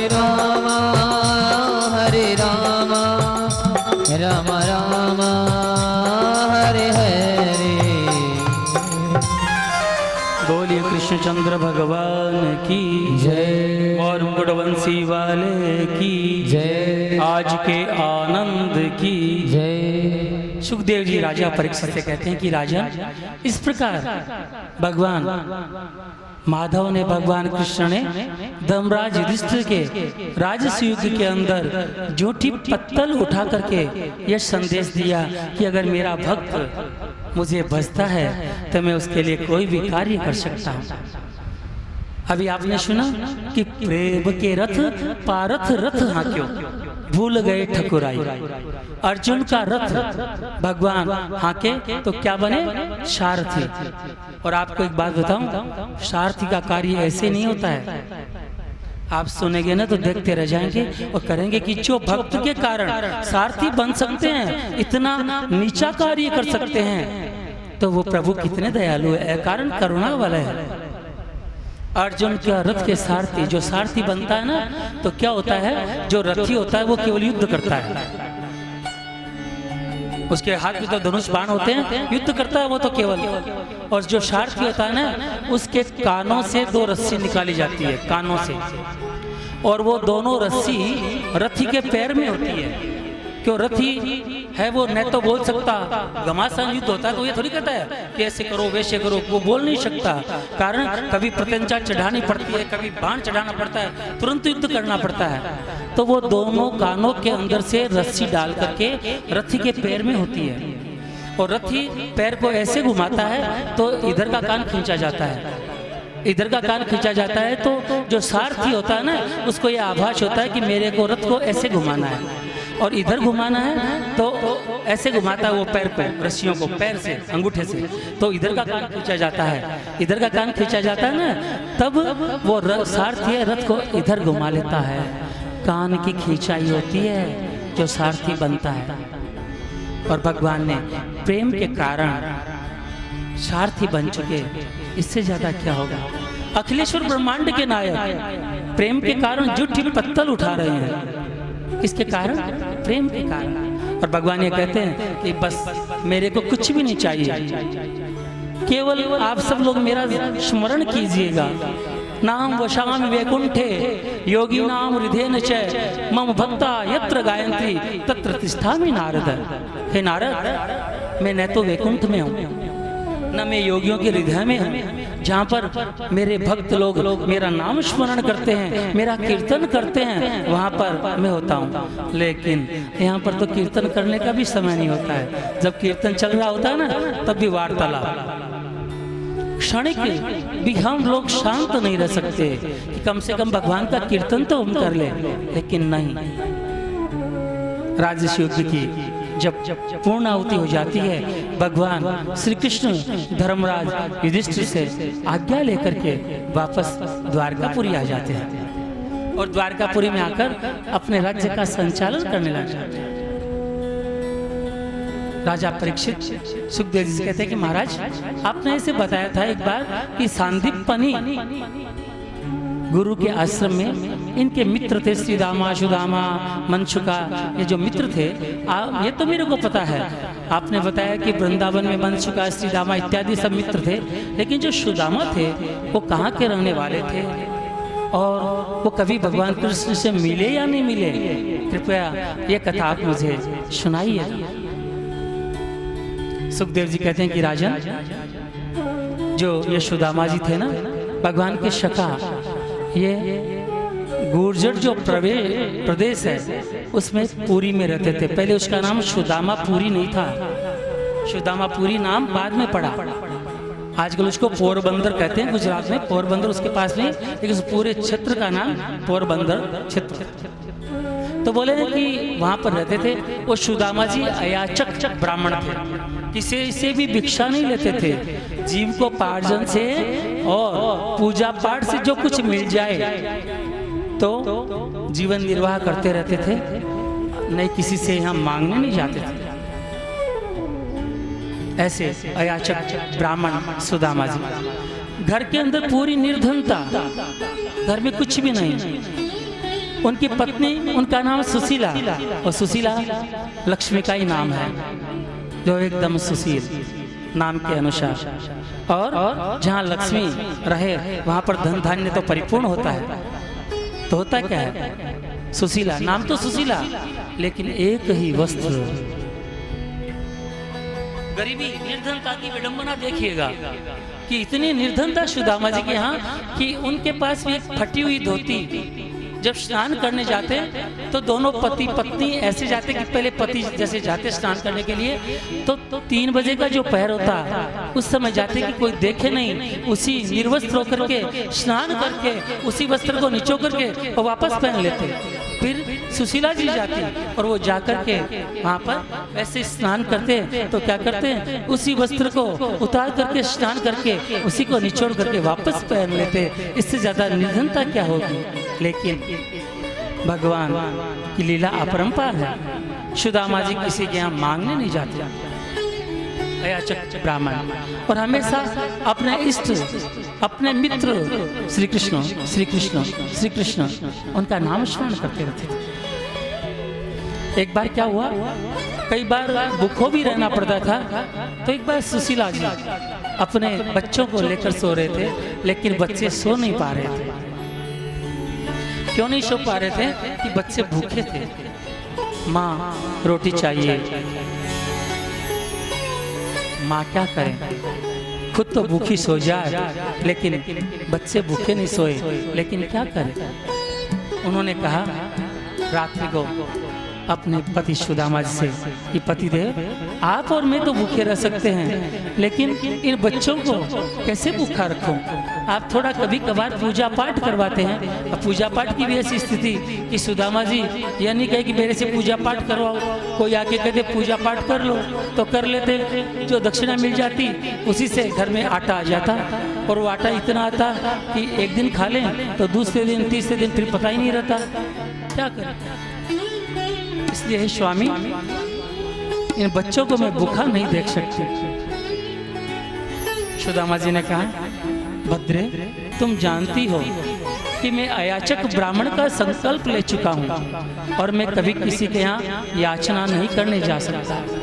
और तुमने जब मेरा और तुम्हारा विवाह हुआ था तब तुमने कहा था कि जैसे आप मुझे कहोगे मैं आपकी आज्ञा का पालन करूंगी। तब मैंने कहा था कि मैं अयाचक ब्राह्मण हूँ, मैं किसी के यहाँ मांगने नहीं जाऊंगा। आपने कहा भद्रे उस समय कि आप जैसे कहेंगे, जैसे आप रहेंगे वैसे ही मैं रहूंगी। क्या कहूँ। सुशीला ने कहा ठीक है स्वामी, लेकिन एक बात कहूँ मैं आपसे, आप हमेशा श्री कृष्ण करते रहते हैं, और मैंने सुना है आपके जो मित्र है ना श्री कृष्ण, वो द्वारिकाधीश है। क्यों ना आप उनके पास जाइएगा, उनसे मिलिएगा, कुछ वही उपाय कर दे। सुदामा जी ने कहा देखो वो राजा है, मैं जानता हूँ, लेकिन मैं जाऊंगा मांगने नहीं जाऊंगा। बोले अच्छा मांगने मत जाओ, मिलके तो आ जाओ। सुदामा जी ने कहा मिलके आ जाऊं, लेकिन क्या लेकर के जाऊं, उसको कुछ भेंट तो दूं, वो राजा बन चुका है। सुशीला ने कहा बात तो सही है, अगर आप जाओगे कुछ भेंट लेके नहीं जाओगे तो ऐसा होगा कि भाभी ने क्या भेजा, और ये भी सोचेंगे भगवान श्री कृष्ण कि सुदामा जी का जिसके साथ विवाह हुआ क्या वो संस्कारित नहीं है क्या, संस्कारित घर से नहीं है क्या, जो कुछ भी नहीं भेजा। तो सुशीला ने कहा एक काम करती हूँ, मैं पड़ोस से कुछ मांग के लाती हूँ। बोले नहीं, अगर जाओ लेने के लिए तो पड़ोसी से ये कहना हम वापस लौटाएंगे, हम वापस लौटाएंगे, ये लेकर के आना, नहीं लाना मत। और दूसरी बात मैं आपको सुशीला बता देता हूँ, हमारी ये स्थिति है कि वापस हम लौटा भी नहीं पाएंगे, इसलिए मैं तो ये कहता हूँ कि मिलने ही नहीं जाऊंगा। जब सुदामा जी ने ऐसे कहा तो उनकी पत्नी सुशीला ने कहा कि देखो ऐसा है आप जाइएगा। सुदामा जी ने कहा सुशीला तुम्हारा नाम सुशीला है, लेकिन आज तुम्हारे क्या हो गया जो तुम अपने पति को कह रही जाओ जाओ जाओ। सुशीला ने कहा स्वामी नाम तो नाम होता है, ये तो मैं भी मानती हूँ, नाम में क्या रखा है, नाम में कुछ नहीं रखा, नाम तो सुशीला लक्ष्मी का स्वरूप बताते हैं लोग मुझे, लेकिन घर में दरिद्रता का निवास है, घर में निर्धनता का वास है, और सत्य बात है नाम में कुछ नहीं है। नाम तो लोग कहते हैं किरोड़ी मल और पास में पैसा नहीं होता है, नाम तो नयन सुख लेकिन आंखों से दिखता नहीं है, नाम कुछ नहीं है। एक बार हमारे मारवाड़ी में आता है कि एक स्त्री के पति का नाम था लटूरिया, नाम क्या था लटूरिया। तो उसकी पत्नी ने सोचा मेरे पति का क्या नाम है, लटूरिया नाम है, लटूरिया कोई नाम होता है क्या, सबके नाम कितने अच्छे अच्छे, किसी के पति के नाम विठल, किसी के पति के नाम मोहित, किसी का विकास, अरे ये क्या, किसी का मंगलचंद, मेरे पति का नाम ही लटूरिया क्यों है, लटूरिया भी कोई नाम होता है क्या। तो उसने अपने पति से कहा आपका कोई नाम है क्या लटूरिया, मेरे को तो ये नाम अच्छा नहीं लगता। तो उसके पति ने कहा भी ठीक है जाओ कोई अच्छा नाम वाला पति ढूंढ के ले आओ, और क्या मेरा तो घर वालों ने नाम निकाल दिया लटूरिया, तो मैं तो लटूरा ही रहूंगा। वो बाहर निकलती है, घर से बाहर निकलती है तो क्या होता है कि एक स्त्री है, वो लकड़ी चुग रही है, चुन रही है लकड़ी, रात भोजन बनाने के लिए चूल्हे में लगाने के लिए लकड़ी। तो उसने पूछा, अरे बहन तुम्हारा क्या नाम है? बोले मेरा नाम लक्ष्मी है। उसने सोचा नाम तो लक्ष्मी है, यहाँ लकड़ी क्यों चुग रही है। ठीक है भाई, आगे गई तो कई लोग मिल करके और शव को लेके जा रहे थे, राम नाम सत्य है बोलते हुए जा रहे थे। उसने पूछा, अरे आप किसको लेके जा रहे हैं? बोले ये तो इसका नाम है अमरचंद। बोले हैं, नाम तो अमर और मर गया, ऐसा क्या नाम अमरचंद? फिर आगे गई, ठीक है, आगे गई तो क्या देखती है कि एक आदमी भाग रहा है और उसके पीछे कई आदमी भाग रहे हैं। तो बोले भैया आप किसके पीछे भाग रहे हो? बोले ये सूरवीर है ना, ये भाग रहा है, इसका नाम है सूरवीर, ये भाग रहा है, ये चोरी करके आया है, इसको पकड़ने के लिए भाग रहे हैं। उसने सोचा नाम तो सूरवीर और भाग रहा है, ऐसे वापस घर आ गई। उसकी पत्नी ने पूछा लटूरिया ने, अरे वापस क्यों आई, अच्छे नाम वाला नहीं मिला क्या? तो वो बोली, पहले तो चुप हो गई। स्त्रियां जब हार जाती है ना, पत्नियां जब हार जाती है, पत्नी जब पति के सामने हार जाती है ना तो थोड़ी उदास हो जाती है। बोले नहीं, इधर से जाके आ गया। बोले नहीं, बताओ क्या हुआ, कोई नाम वाला नहीं मिला क्या? तो वो बोलती है, मारवाड़ी में कहा जाता है कि अमर्यातों में मरता देखा और बाजत देखा सूर्या, लक्ष्मी लकड़ी चुगता देखी नाम भला लटूरिया। बस मैंने मान लिया कि तुम्हारा जो लटूरा नाम है ना वो ही सही है। नाम का प्रभाव इतना है कि नाम ही हमेशा सत्य होता है। राम नाम बोलते हैं ना, सत्य है, राम का नाम सत्य है। लेकिन कई बातें ऐसी होती है कि किसी का विवाह संस्कार हो रहा है, सबको पता है कि भगवान राम का नाम सत्य है, लेकिन अगर पंडित जी ये कहते हैं ना फेरों में राम नाम सत्य है तो मारेंगे सब पंडित जी को। पंडित जी पाणी ग्रहण संस्कार करा रहे हो या क्या बोल रहे हो, राम नाम सत्य है, ऐसा होता है ना। तो कहने का तात्पर्य क्या है? कहने का तात्पर्य है कि नाम में कुछ भी नहीं रखा है। तो सुशीला ने जब ऐसा कहा तो उन्होंने सुदामा ने कहा ठीक है लाओ। ये तो 2 मुट्ठी पड़ोसन के यहाँ से सुशीला जी चावल लेकर के आती, तंदुल। पड़ोसन से जाकर के बोले कि ऐसा है, मेरे स्वामी है ना द्वारकाधीश के मित्र है और वो उनसे मिलने जा रहे हैं, तो उनको उपहार में कुछ भेंट करेंगे। तो हमारी ज़्यादा तो योग्यता नहीं है, लेकिन इतना जरूर है कि कुछ तंदुल आप दे दो हमारे को, तो हम आपका वापस लौटा देंगे। पड़ोसन जो होते हैं ना वो पड़ोसन ही होते हैं, पहले तो मजाक उड़ाते हैं। अच्छा, आपके पति किसके मित्र हैं? द्वारकाधीश के मित्र हैं, भगवान श्री कृष्ण के मित्र हैं आपके पति। अरे वाह, मेरे को भी समझ में आ गया, वास्तव में आपके पति है ना वो द्वारकाधीश के मित्र है, तभी तो आपके ऐसे हाल हो रहे हैं। आपके एक साड़ी है, उनके एक धोती है और कुछ भी नहीं। अच्छा, उपहार देंगे क्या आप उनको? हाँ, तो आपका जैसा है ना स्तर है ना, जैसे आपका घर है वैसे चावल ही उपहार अच्छा है। हंसी उड़ा रही है पड़ोसन। और अभी सुशीला बहन आपने क्या कहा कि वापस लौटा देंगे? सुनो, ले जाओ, वापस कैसे लौटाएंगे?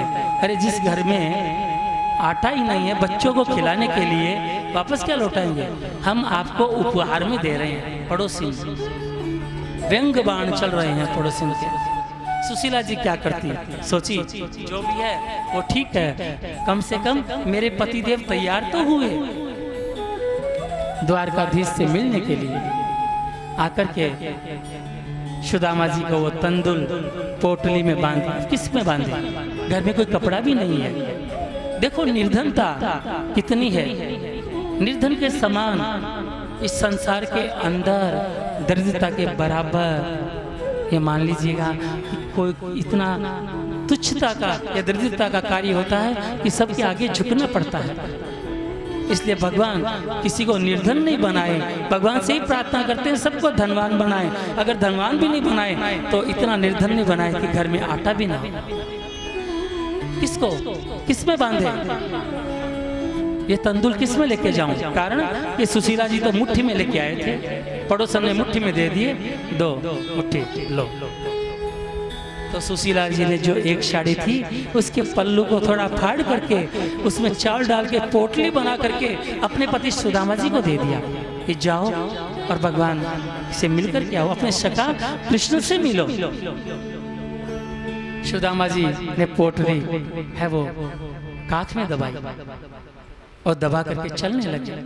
श्री कृष्ण कहने लगे, जाऊंगा जाकर के मैं मिलूंगा, क्या सोचेगा मेरा माधव। और ध्यान रखिएगा, जब स्वाभिमानी ब्राह्मण अभिमानी नहीं होते हैं। एक बात ध्यान दीजिएगा, ब्राह्मण में स्वाभिमान होता है और स्वाभिमान के चलते वो कुछ बोल देते हैं, ब्राह्मण अभिमानी नहीं होता है। श्री कृष्ण का ध्यान करते करते थक गए थे, भूखे प्यासे सुदामा जी क्या खाएं, क्योंकि तंदुल की जो पोटली है वो तो मेरे मित्र का उपहार है, इसको तो मैं खाऊंगा नहीं। भूखे प्यासे और एक वृक्ष के किनारे सुदामा जी को नींद आ गई। इधर भगवान ने देखा कि मेरा मित्र मुझसे मिलने आ रहा है, तो भगवान ने योग माया को आदेश दिया, योग माया कुछ देरी के लिए मेरे मित्र को नींद आती रहनी चाहिए। और गरुड़ जी को आदेश दिया कि गरुड़ जाओ और मेरे मित्र को बैठा करके द्वारकापुरी के बाहर छोड़ दो, मेरे मित्र को कष्ट नहीं होना चाहिए। इधर योग माया ने अपना प्रभाव दिखाया और इधर गरुड़ जी सुदामा जी को लेकर के द्वारका के बाहर आए। सब लोगों से पूछते हैं, ये द्वारकाधीश का महल कहाँ है? क्यों भाई, कैसे पूछ रहे हैं? इसलिए कह रहे हैं कि द्वारकाधीश मेरे मित्र हैं। तो लोग हंसी उड़ाते हैं, अरे देखो धोती तो फटी हुई है, हाँ, तन पे कपड़ा नहीं है, और फिर कह रहा है कि द्वारकाधीश मेरे मित्र है। अरे भैया भांग ले रखी है क्या? द्वारकाधीश मेरे मित्र है, ऐसे कह रहे हो। जब आपके पास अर्थ नहीं है, आपके पास पैसे नहीं है, तो आपका कोई अर्थ नहीं है। और जब आपके पास पैसे होंगे तो क्या होगा? सभी लोग आपके पीछे पीछे घूमेंगे। एक कवि ने तो बहुत अच्छा कहा कि देखिए हमेशा धनधारियों की धूमधाम, चारों संपदा हाथ जोड़े लिए खड़ी रही। जब पैसे वाले होते हैं ना तो गुणमत तो उनके पास, लेकिन अच्छे अच्छे विद्वान, अच्छे अच्छे गुणवान उनके पास जाते हैं। अरे सेठ जी आप आएगा? अरे सेठ जी को क्या खाने की इच्छा है? ये खाने, अरे मंगाओ मंगाओ, सब वहाँ पर। तो देखिए हमेशा धनधारियों की धूमधाम, चारों संपदा हाथ जोड़े लिए खड़ी रही। धर्म अर्थ जब लक्ष्मी आती है ना तो चारों संपदाएं पास आ जाती है हाथ जोड़ करके। क्या आदेश है? विद्वान आ जाते हैं, गुणवान आ जाते हैं, शीलवान आ जाते हैं और बुद्धिमान आ जाते हैं, चारों संपदा। तो देखिए हमेशा धनधारियों की धूमधाम, चारों संपदा हाथ जोड़े लिए खड़ी रही। समय का प्रभाव हमने ऐसे देखा, मीरा बीच शमशान के खोपड़ी पड़ी रही। होता क्या है? अंतिम समय सबका वही होता है। क्या होता है? शमशान के अंदर एक